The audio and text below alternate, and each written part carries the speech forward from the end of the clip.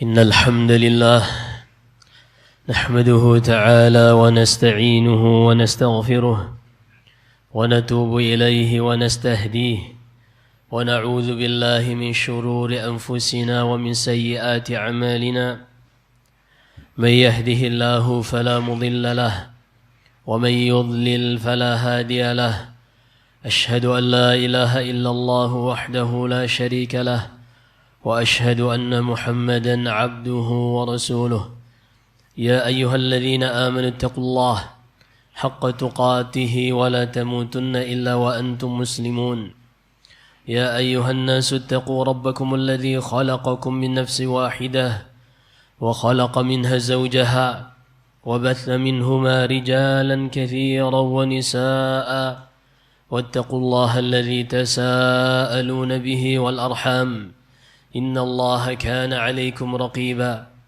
يا أيها الذين آمنوا اتقوا الله وقولوا قولا سديدا يصلح لكم أعمالكم ويغفر لكم ذنوبكم ومن يطع الله ورسوله فقد فاز فوزا عظيما أما بعد فإن أصدق الحديث كتاب الله عز وجل وخير الهدي هدي نبينا محمد صلى الله عليه وعلى آله وصحبه وسلم وشر الأمور محدثاتها فإن كل محدثة في دين الله تعالى بدعة وكل بدعة ضلالة وكل ضلالة في النار.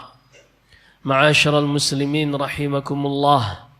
Telah berlalu di dalam ketetapan Allah Subhanahu wa taala, di dalam takdir Allah Subhanahu wa taala, bahwasanya Allah mencipta apa saja yang Ia kehendaki dan Allah Subhanahu wa taala memilih dari hamba-hamba yang telah Ia ciptakan sesuai yang Ia inginkan. Allah Subhanahu wa taala berfirman di dalam suratul Qasas, "Wa rabbuka yakhluqu ma yasha'u wa yakhtar, ma kana lahumul khiyarah, subhanallahi wa ta'ala amma yushrikun." Dan Rabbmu Allah Subhanahu wa taala, Ia mencipta apa saja yang Ia kehendaki dan Allah Subhanahu wa taala memilih sesuai yang Ia inginkan dari hamba-hamba yang telah Ia ciptakan. Allah Subhanahu wa taala memilih dalam keinginan asy-syar'iyyah hamba-hamba yang akan Ia masukkan mereka ke dalam surga sebagaimana ilmu Allah Subhanahu wa taala yang telah mendahului tentang hamba-hamba tersebut. Allah mengetahui kejujuran dan keikhlasan di dalam hati-hati hamba tersebut, dan ketika Allah Subhanahu wa taala sudah menetapkan dan memilih dari hamba-hambanya untuk dimasukkan ke dalam surga, maka ketahuilah hamba-hamba tersebut akan diberikan oleh Allah sebab-sebab dan jalan agar mereka bisa mencapai ke surganya. Allah Subhanahu wa taala setiap kali menetapkan sesuatu untuk menjadi tujuan yang didapatkan oleh seseorang, maka Allah akan berikan orang tersebut untuk menjalani sebab-sebab dan proses agar ia mencapai tujuan yang telah Allah inginkan bagi hamba tersebut. Di antara manusia-manusia yang Allah Subhanahu wa taala pilih adalah hamba-hamba Allah yang Allah Subhanahu wa taala tetapkan bagi mereka asy-syahadah. Hamba-hamba yang Allah Subhanahu wa taala tetapkan bagi mereka untuk mendapatkan pengampunan dari Allah Subhanahu wa taala, dan dengannya Allah akan masukkan mereka ke dalam surga. Namun seorang yang akan masuk ke dalam surga ini, dia harus melewati sebab-sebabnya, dia harus melewati prosesnya dengan berbagai macam ujian sebagaimana Allah Subhanahu wa taala sebutkan di dalam suratul Baqarah, "Am hasibtum an tadkhulul jannata walamma ya'tikum mathalul ladzina khalu min qablikum massathumul ba'sa والضراء وزلزلوا حتى يقول الرسول والذين آمنوا معه متى نصر الله ألا إن نصر الله قريب." Apakah kalian menyangka kalian akan masuk surga begitu saja, wahai orang-orang beriman? Tidak ada di dalam ketetapan Allah yang telah berlalu seorang masuk surga tanpa ada perjuangan, tanpa ada sebab yang harus ia jalani sebagai proses untuk masuk surga. Telah berlalu ketetapan Allah, siapa saja yang ingin masuk surga, dia harus melewati asbab, dia harus melewati sebab-sebabnya sebagai proses perjalanannya menuju surga. Kata Allah, apakah kalian menyangka akan masuk surga, sementara belum datang kepada kalian hal-hal yang dahulu telah Allah berikan kepada umat-umat sebelum kalian. Perkara-perkara yang sangat berat yang telah dijalani dan dilewati oleh umat-umat sebelum kalian. Dengan melewati itulah mereka bisa masuk surga. Kata Allah, massathumul ba'sa wad-dharra. Dahulu umat-umat sebelum kalian yang kami jadikan mereka penduduk surga di akhirat kelak, semasa di dunia mereka telah kami uji dengan berbagai macam ad-dharra, berbagai macam kesempitan rezeki. Mereka menjadi orang-orang yang susah di dalam mencari sesuap nafkah di dalam kehidupan dunia ini. Mereka orang-orang yang susah untuk mendapatkan fasilitas duniawiyah, dan mereka juga al-ba'sa wad-dharra, juga mereka ditimpa dengan penyakit. Silih berganti badannya sakit, atau keluarganya yang sakit, atau anak-anaknya yang sakit. Mereka akan menjalani itu sebagai proses untuk bisa mencapai kepada tujuan yang Allah inginkan kepada mereka, yaitu surga yang akan mereka masuki di akhirat kelak.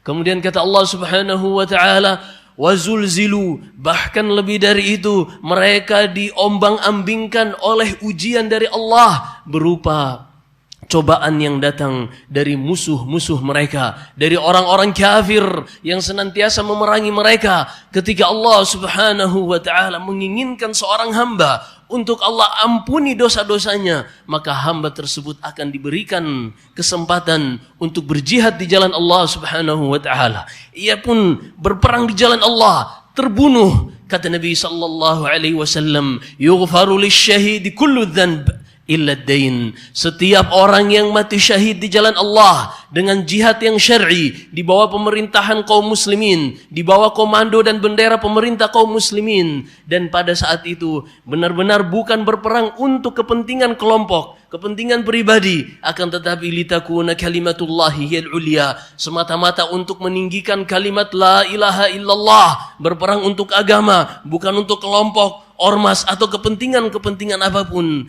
Siapa saja yang berperang seperti itu, kata Rasulullah, hanya untuk menegakkan kalimatullah di bawah komando pemerintah kaum muslimin, yughfaru lisyahidi kullu dhanb, akan diampuni semua dosa-dosanya tanpa terkecuali yang berkaitan dengan hak Allah, kecuali dosa-dosa kezaliman yang berkaitan dengan hak-hak manusia, di antaranya utang. Ma'asyiral muslimin rahimakumullah. Kata Allah Subhanahu wa ta'ala, am hasibtum an tadkhulul jannata walamma ya'tikum mathalul ladzina khalu min qablikum massathumul ba'sa wad-dharra wazulzilu. Mereka ditimpa kesusahan dari sisi fasilitas yang mereka miliki. Wad-dharra, mereka ditimpa penyakit. Wazulzilu, dan ujian silih berganti datang dari musuh-musuh mereka. Mereka dibombardir, bahkan kalau perlu mereka dihilangkan dengan genocide, mereka ingin dihabisi di muka bumi ini. Sampai-sampai kata Allah Subhanahu wa ta'ala, hatta yaqular rasul walladzina amanu ma'ahu mata nasrullah. Begitu beratnya ujian yang silih berganti menimpa mereka, sebagai sebab dan proses yang harus mereka jalani untuk sampai ke surga. Sampai begitu beratnya ujian ini, kata Rasul dan orang-orang yang bersama mereka, ya Allah, kapankah pertolonganmu akan datang? Ya Allah, di manakah pertolongan yang sudah Engkau janjikan? Begitu berat ujian mereka rasakan. Namun Allah Subhanahu wa ta'ala memberikan ketenangan kepada mereka dengan mengatakan di dalam firman-Nya, ala inna nasrallahi qarib. Sabarlah, karena sesungguhnya pertolongan Allah itu sangat dekat dari orang-orang yang beriman. Dan suatu saat disebutkan dalam Sahih Bukhari dari sahabat Khabbab ibn al-Arat radhiyallahu taala an, ketika Nabi sallallahu alaihi wasallam masih di Mekah, lemah, tertindas, terus diintimidasi oleh orang-orang kafir. Beliau suatu saat sedang duduk di dekat Ka'bah. Lalu datang sahabat-sahabat Nabi sallallahu alaihi wasallam, di antaranya Khabbab radhiyallahu an. Khabbab pun mengatakan, "Ya Rasulullah, ala tastansiru lana?" Ya Rasulullah, kenapa engkau tidak meminta saja kepada Allah untuk menghabisi orang-orang kafir, musuh-musuh kita ini?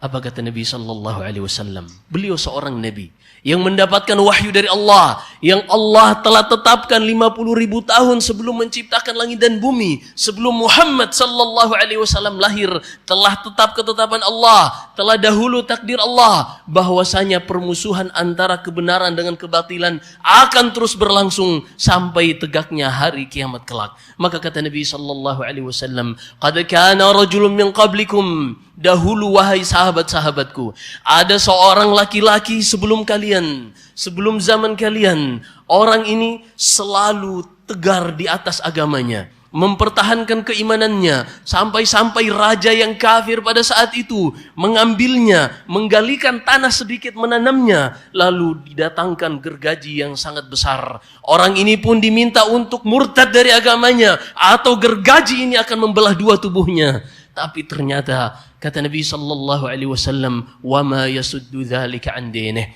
Walaupun gergaji ini sudah membelah tubuhnya hingga menjadi dua bagian, ternyata hal itu tidaklah membuatnya keluar dari agamanya. Lalu kata Nabi sallallahu alaihi wasallam, "Bal antum qaumun tasta'jilun." Akan tetapi kalian wahai saudara-saudaraku, wahai sahabat-sahabatku, kalian terlalu terburu-buru. Ini semua adalah sebab yang harus kita jalani sebagai proses untuk masuk surga. Maka jangan pernah menyangka orang-orang yang mati syahid di jalan Allah, orang-orang yang terbunuh oleh roket-roket Yahud, jangan pernah menyangka mereka mati sia-sia. Allah Subhanahu wa taala berfirman di dalam surat Al-Imran, kata Allah Subhanahu wa taala, "Wa la tahsabanna alladhina qutilu fi sabilillahi amwata, bal ahya 'inda rabbihim yurzaqun." Jangan pernah kalian menyangka orang-orang yang terbunuh di jalan Allah mati sia-sia. Sekali-kali tidak. Mereka sekarang berada di sisi Allah, terus mendapatkan rezeki. Mereka sekarang sudah berhenti dari kehidupan dunia yang penuh dengan kecapaian dan keletihan. Mereka saat ini sedang merasakan nikmat dari Allah. Farihina bima atahum rabbuhum wa yastabshiruna billadzina lam yalhaqu bihim min khalfihim alla khaufun alaihim wa la hum yahzanun. Mereka saat ini sedang bersenang-senang, kata Allah, fi jawfi tayrin khadir yatiru bihim fi ashjaril jannah. Kata Nabi sallallahu alaihi wasallam, ruh-ruh mereka ini sedang berada di sayap-sayap burung yang berterbangan di pohon-pohon surga. Ma'asyiral muslimin rahimakumullah. Maka sungguh saudara-saudara kita yang saat ini sedang dijajah, sedang ditindas, sebagian mereka terbunuh, tidak akan ada yang sia-sia di sisi Allah Subhanahu wa taala. Selama mereka ikhlas karena Allah, ingin menegakkan kalimatullah, ingin menjaga agama dan keimanan mereka, maka ketahuilah tidak akan ada yang sia-sia di sisi Allah. Justru itulah hamba-hamba pilihan Allah, dan hendaklah kita bersedih pada diri-diri kita semua ketika kita dijauhkan dari proses-proses yang seharusnya dilewati oleh seorang manusia untuk masuk ke dalam surga. Kita rasakan tubuh kita senang terus, kita rasakan jasad kita sehat terus, kita rasakan rezeki dan fasilitas lapang dan sangat melimpah. Di saat itu kita tidak lagi merasakan sakit, kita tidak lagi merasakan susahnya mencari rezeki. Disebutkan dalam biografi Muhammad ibn Suhnun, seorang anak dari ulama Malikiyah Suhnun, suatu saat ketika ia mengajar, ia terlihat seperti tidak memiliki selera untuk mengajar. Lalu tiba-tiba datang pembantunya, datang budaknya membisikkan ke telinganya. Setelah bisikan tersebut, Muhammad bin Suhnun pun sangat senang, sangat ceria, dan ia mengajar kembali normal, tidak seperti di awal pagi tadi. Lalu murid-muridnya bertanya, "Wahai imam, kenapa ketika engkau di pagi hari baru mulai mengajar, tidak terlihat semangat pada dirimu? Tidak terlihat engkau mengajar seperti biasanya. Dan setelah pembantumu, budakmu membisikkan sesuatu di telingamu, engkau pun seakan-akan seorang yang terlepas dari ikatannya, terlihat semangat dan terlihat mengajar kembali seperti biasanya." Kata Muhammad bin Suhnun, "Ketika aku datang di hadapan kalian, ingin mengajar kalian, aku memperhatikan dan merenungkan kenapa setiap hari yang aku rasakan nikmat berganti nikmat, sehat berganti sehat, seakan-akan tidak ada ujian dari Allah Subhanahu wa taala. Maka aku pun khawatir jangan sampai ini istidraj, penangguhan dari Allah, sehingga seorang terus terlalaikan.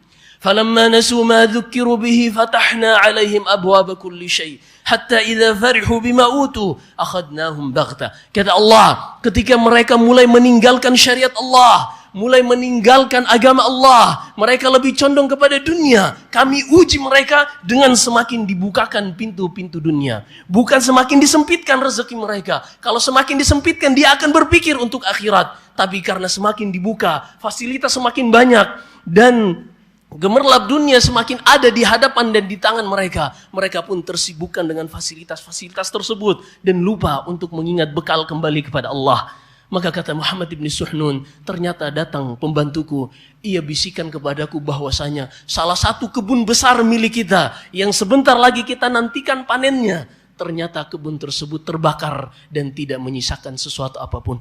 Aku pun senang bahwasanya ternyata yang Allah berikan kepadaku selama ini adalah nikmat, bukanlah istidraj. Karena seorang hamba khawatir jika setiap hari hanya nikmat berganti nikmat, sehat berganti sehat, tidak pernah ia melewati apa yang telah menimpa umat-umat terdahulu sebagai sebab yang akan mereka jalani proses untuk masuk ke dalam surga. Maka hendaklah ia khawatir pada dirinya sendiri. Barakallahu لي ولكم في القرآن الكريم ونفعني وإياكم بما فيه من الآيات والذكر الحكيم. أقول قولي هذا وأستغفر الله لي ولكم ولسائر المسلمين والمسلمات من كل ذنب وخطيئة فاستغفروه إنه هو الغفور الرحيم.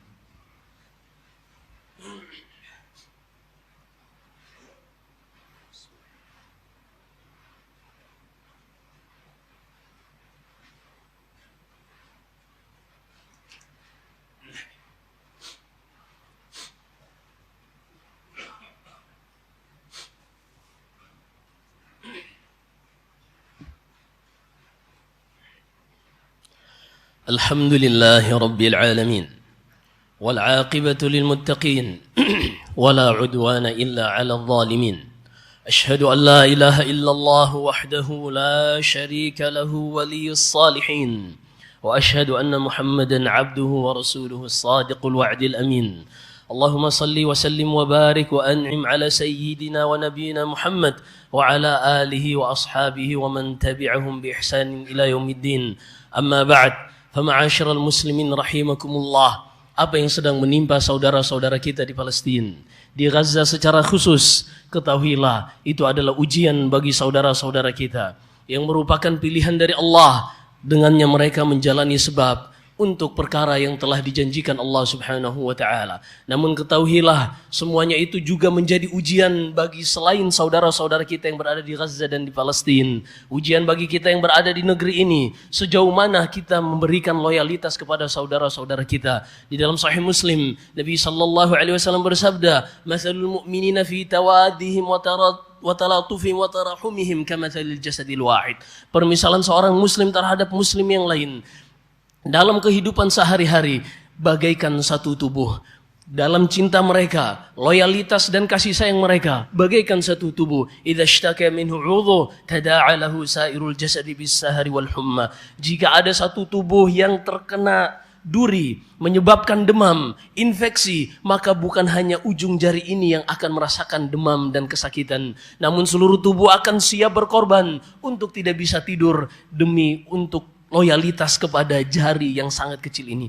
Demikianlah seorang muslim terhadap muslim yang lain. Ketika kita melihat saudara-saudara kita yang ada di Palestina dibantai begitu dahsyatnya dan seakan-akan tidak ada yang bisa menolong mereka lagi kecuali Allah Subhanahu wa taala, maka disinilah saatnya kita memperlihatkan peran untuk senantiasa membantu mereka di dalam doa-doa kita dan dalam donasi-donasi kita, dikarenakan pada saat ini kaum muslimin terlalu lemah untuk melakukan tindakan-tindakan fisik sepertinya akan merugikan kaum muslimin. Maka tidak heran ketika pemimpin-pemimpin kita, baik di negeri ini, negeri-negeri Arab maupun non-Arab, mereka memilih untuk tidak melakukan hal-hal yang akan merugikan kaum muslimin yang saat ini sangat lemah. Dan ini dilakukan oleh Nabi sallallahu alaihi wasallam. Disebutkan Ibnu Hisham dalam Siratin Nabawiyah, ketika Nabi sallallahu alaihi wasallam melewati Yasir, kemudian melewati istrinya Sumayyah dan juga Ammar anak dari Yasir yang sedang disiksa oleh Abu Jahal ibn Hisham al-Makhzumi. Nabi sallallahu alaihi wasallam melihat Yasir terbunuh, Sumayyah terbunuh dengan ditusukkan besi di kemaluannya wal'iyadzubillah oleh Abu Jahal bin Hisham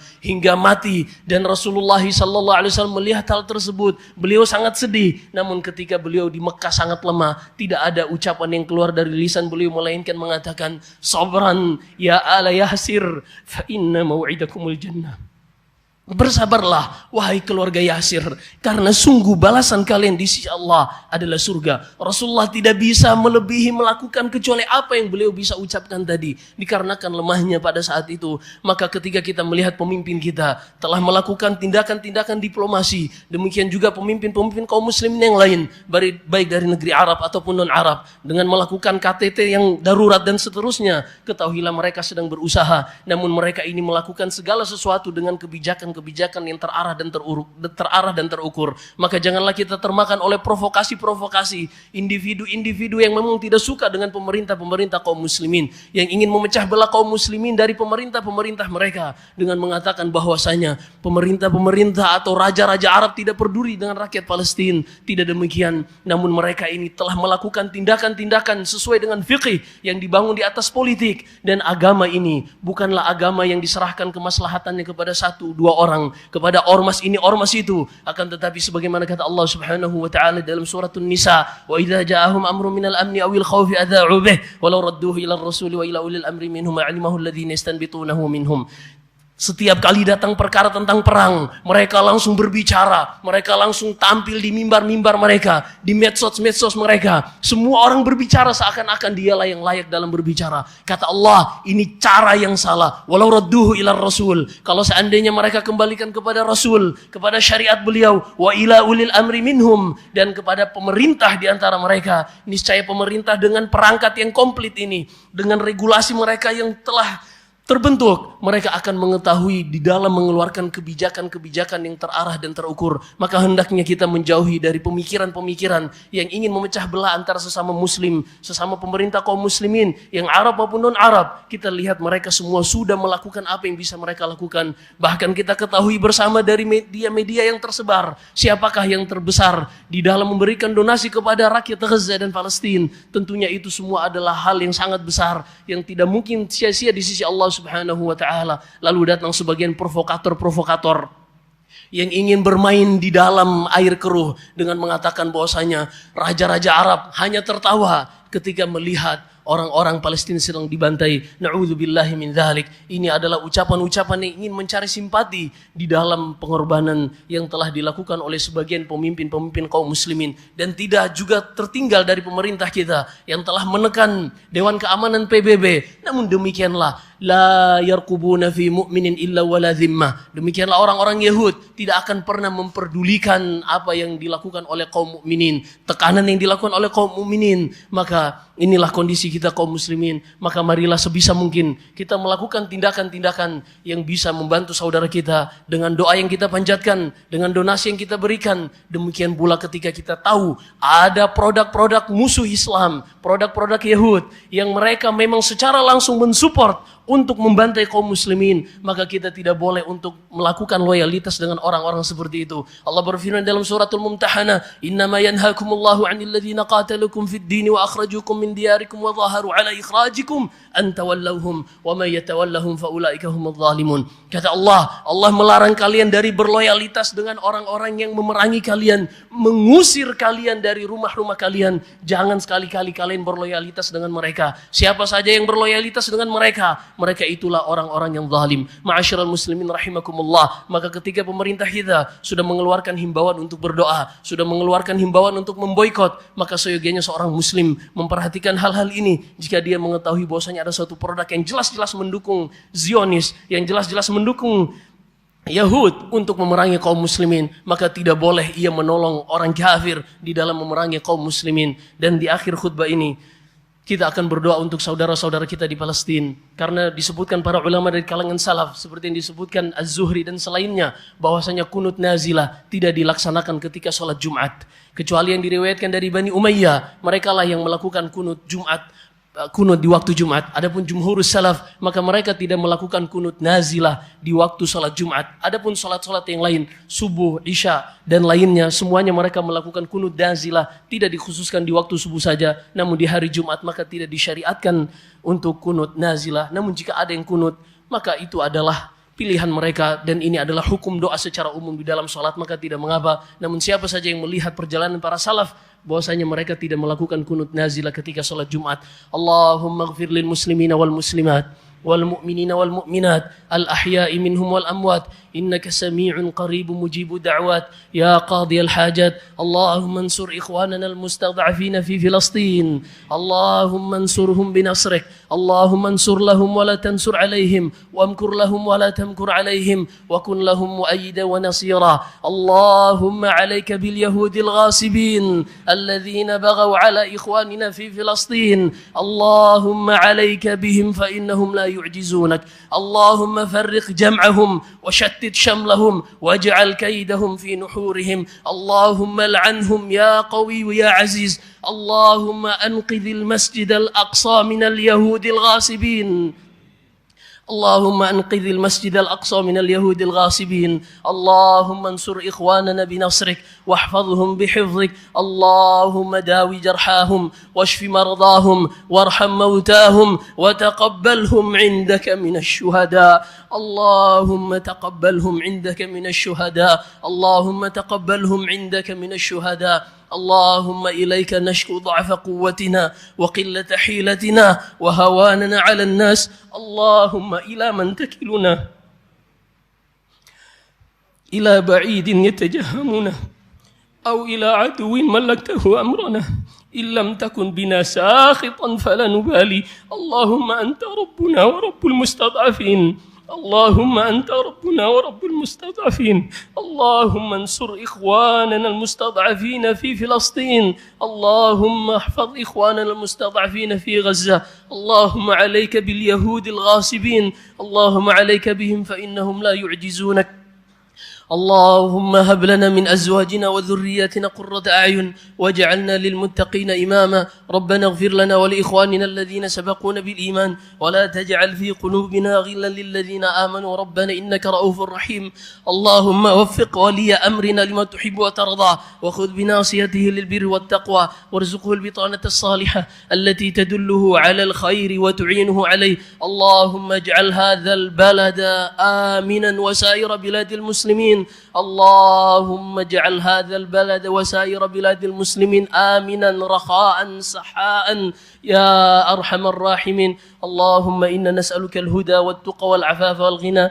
ربنا آتنا في الدنيا حسنة وفي الآخرة حسنة وقنا عذاب النار. عباد الله، إن الله يأمر بالعدل والإحسان وإيتاء ذي القربى وينهى عن الفحشاء والمنكر والبغي يعظكم لعلكم تذكرون. واذكروا الله العظيم الجليل يذكركم واشكروه على نعمه وآلائه يزدكم ولذكر الله أكبر والله يعلم ما تصنعون.